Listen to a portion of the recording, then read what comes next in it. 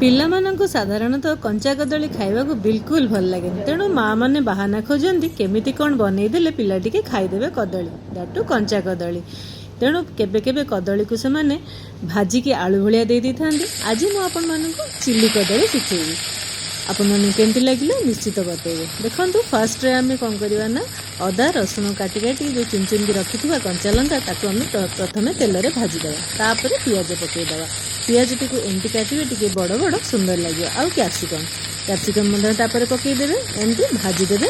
ଭାଜିଦେଲା ପରେ ଆପଣ ତାକୁ ଟିକେ କଞ୍ଚା ଭାଜିବେ। ତାପରେ ଭାଜି ରଖିଥିବା କଞ୍ଚା କଦଳୀକୁ ସେଥିରେ ପକାଇଦେବେ।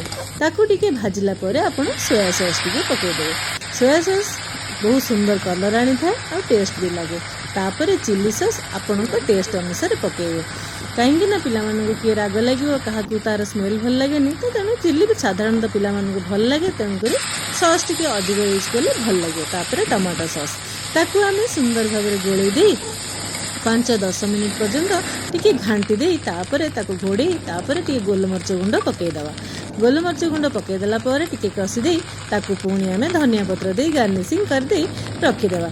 ନିଶ୍ଚିତ ମୋତେ ଜଣେଇବେ ଆପଣଙ୍କୁ ଚିଲି ବାନାନା କେମିତି ଲାଗିଲା ଆଉ ଆପଣଙ୍କ ପିଲାମାନଙ୍କୁ କେମିତି ଲାଗିଲା। ଧନ୍ୟବାଦ।